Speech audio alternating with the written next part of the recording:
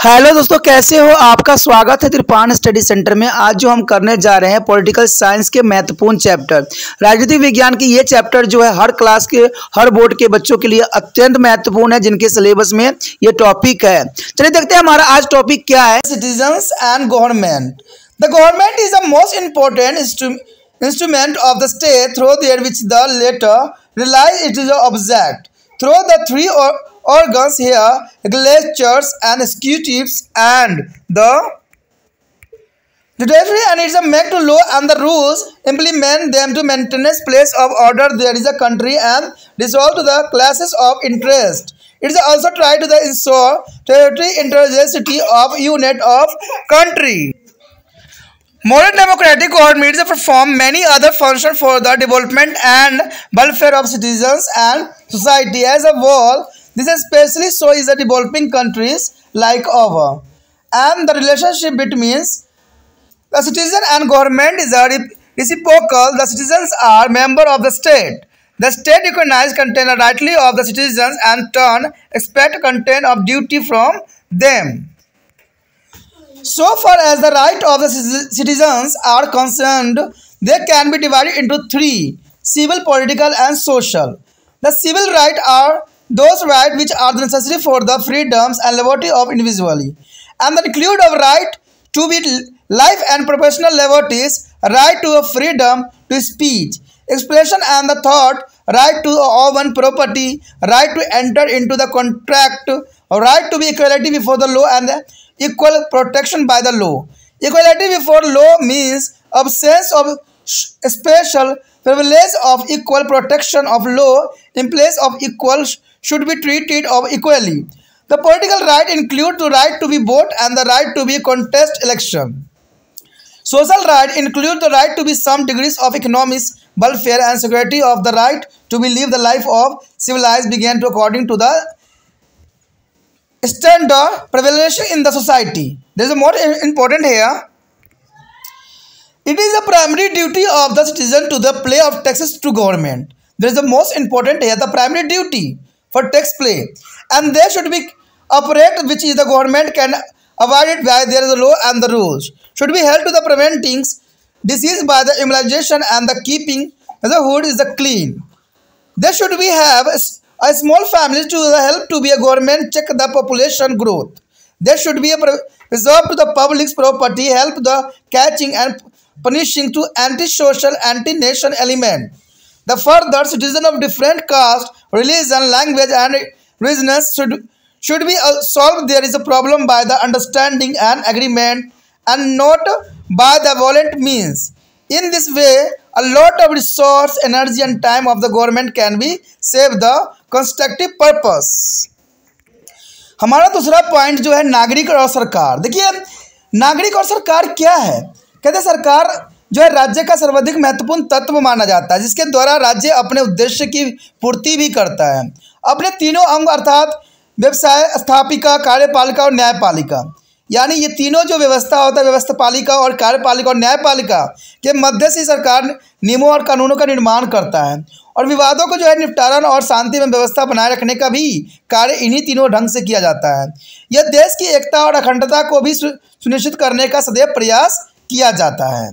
देखा जाए आधुनिक लोकतंत्र सरकार नागरिक और समाज कल्याण का विकास के लिए अनेकों अन्य कार्य भी करता है, इसमें कोई दो राय नहीं। सरकार के द्वारा बहुत से कार्य के जो है शुभ आरंभ भी किया जाता है। ऐसा प्रगति विकासशील देशों में अधिक पाई जाती है, जैसे कि भारत में एक विकासशील देश है। नागरिक एवं सरकार के बीच संबंध पारंपरिक ही यहाँ पर देखने को मिला है। नागरिक राज्य सदस्य होते हैं और राज्य नागरिकों के अधिकारों को मान्यता भी देता है और इसके बदले नागरिकों को कुछ कर्तव्य की अपेक्षा भी किया जाता है। जहाँ तक नागरिकों के अधिकारों का प्रश्न है, ये तीन भागों में विभाजित किया जा सकता है। एक है नागरिक, एक है राजनीतिक, एक है एवं सामाजिक। कहते हैं अगर देखा जाए नागरिक तो वो अधिकार हैं जो व्यक्तियों स्वतंत्रता के लिए आवश्यक होता है, यानी नागरिक अधिकार वो अधिकार है जो स्वतंत्रता के लिए आवश्यक होता है। इसके अंतर्गत जीवन का अधिकार एवं व्यक्तिगत स्वतंत्रता, भाषण की स्वतंत्रता के अधिकार, अपने विचारों को व्यक्त करने का अधिकार, संपत्ति रखने का अधिकार, समझौता करने का अधिकार, कानून के सामने समानता का अधिकार तथा कानून द्वारा सामान्य सुरक्षा आदि शामिल होता है। तो ये जो है व्यक्तिगत स्वतंत्रता सभी इंपॉर्टेंट इसके अंतर्गत आता है। बात करें कानून के समक्ष समानता का अर्थ कि सभी को सामान्य समझना तथा विशेष अधिकार नहीं होना चाहिए।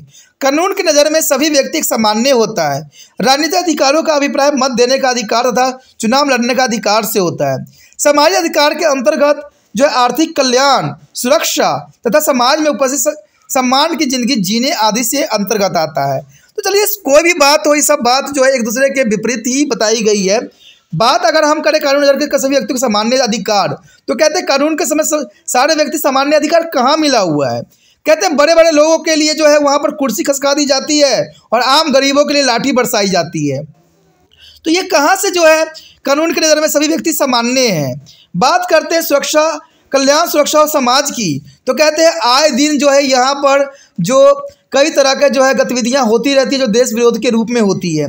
तो ये गतिविधियों में जो है मैक्सिमम सरकार के व्यक्ति ही सम्मिलित होते हैं। तो ये सारी बातें मिथ्या रहती है, लेकिन फिर भी क्योंकि हमारा ये चैप्टर है, हमें इन्हीं बातों को आगे लेके चलना पड़ेगा। उसके पश्चात नागरिक की प्राथमिक कर्तव्य है कि वह सरकार को कर दे, क्योंकि कर देना ही सरकार की आमदनी का रास्ता होता है। आपको क्या लगता है कि सरकार जितनी भी फ्री करती है वो अपने जेब से पैसा देती है? नहीं, क्योंकि आपका जो कर्तव्य है कर देना, उन्हीं कर को बढ़ा चढ़ा के लेने से वो जो है आपकी फ्री की वस्तुओं को सेवा पानी करती हैं।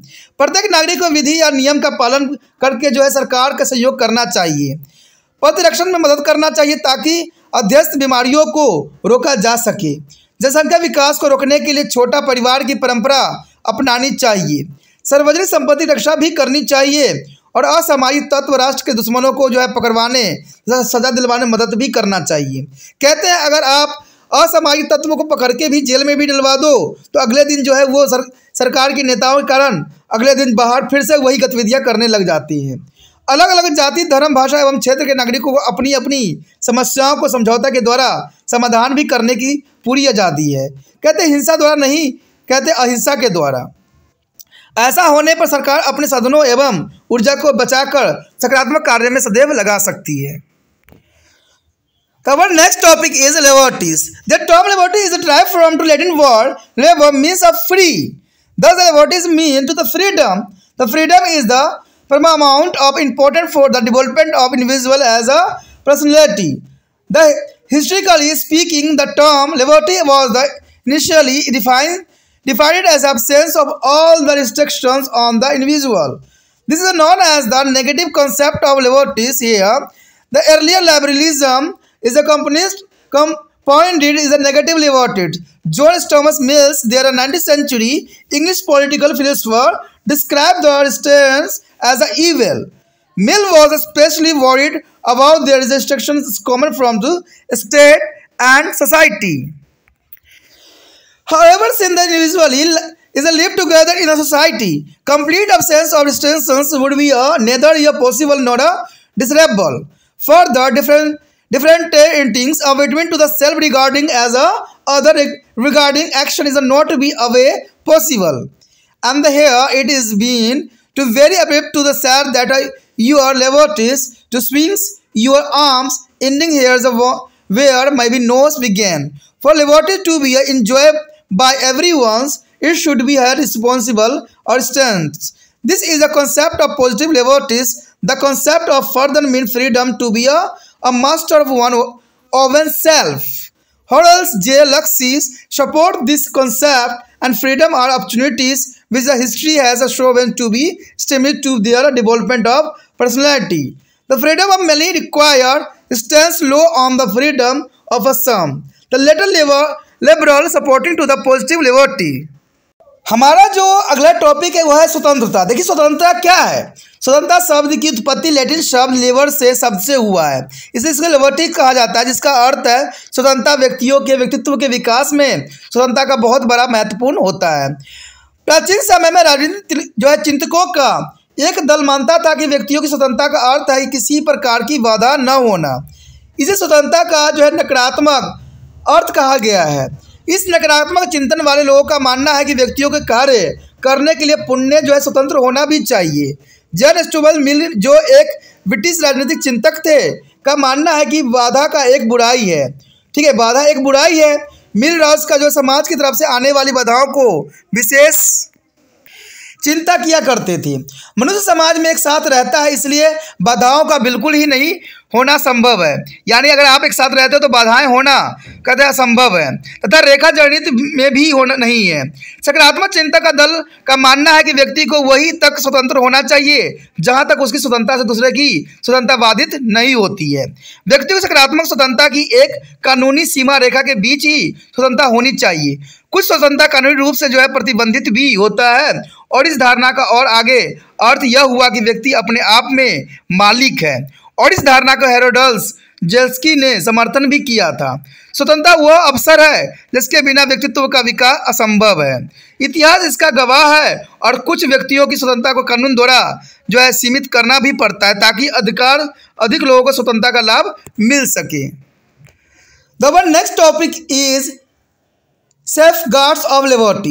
Safeguards of liberty is the most important here. Declaration of right of the individual in the Constitution is considered as the important safeguard of liberties. This way of government can be prevented from the encroaching upon to the freedom of the people. Impartial judiciary is rightly called is a watchdog of liberty, and without is the liberty of their individual would be meaningless. And decentralization of power is another important safety guard of liberty.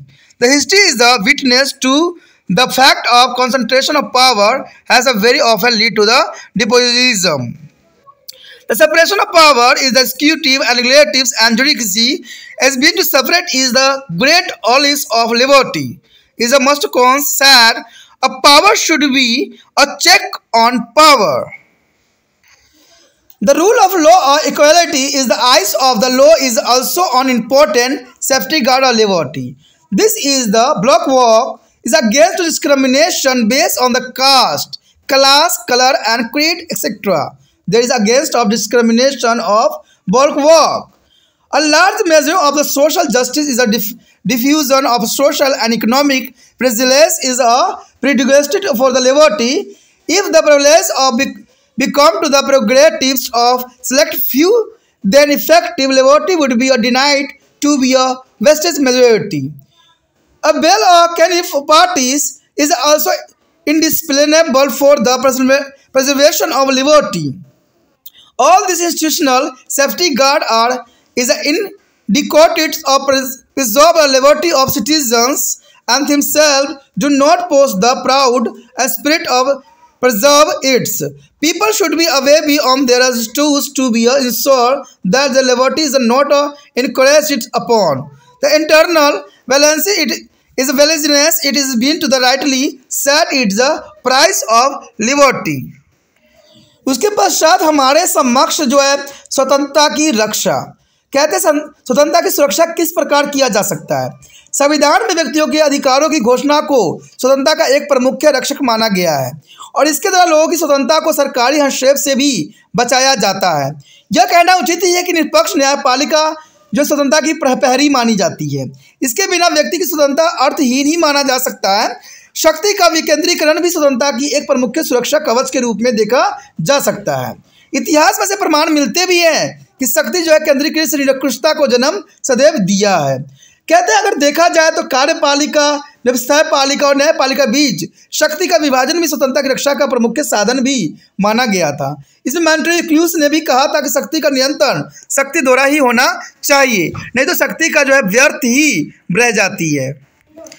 देखा जाए तो कानून के नियम तथा कानून की दृष्टि में समानता भी स्वतंत्रता की एक रक्षा करती है, और इन नियमों से जाति व वर्ग, धर्म एवं रंग के आधार पर भेदभाव समाप्त हो जाता है। सामाजिक न्याय तथा आर्थिक समानता से स्वतंत्रता की रक्षा की जा सकती है। यानी देखा जाए तो सामाजिक न्याय और आर्थिक समानता से स्वतंत्रता की रक्षा की जा सकती है, लेकिन कुछ व्यक्तियों के विशेष अधिकारों को दुरुपयोग से बहुसंख्यक वर्ग की स्वतंत्रता की हानि भी हो जाती है। इसके अतिरिक्त सुसंगठित दलित व्यवस्था और जागरूक राजनीतिक दलों की व्यवस्था से स्वतंत्रता की रक्षा की जा सकती है।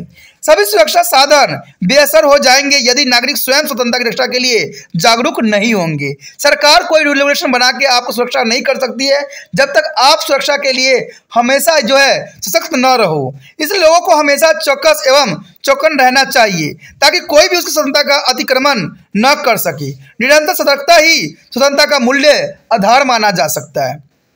तो इसी के साथ हमारा ये टॉपिक जो है खत्म हो जाता है। आगे का टॉपिक अत्यंत महत्वपूर्ण है, तो अगर हो सके अगर आपको अच्छा लगा है तो लाइक शेयर सब्सक्राइब जरूर कीजिए, ठीक है।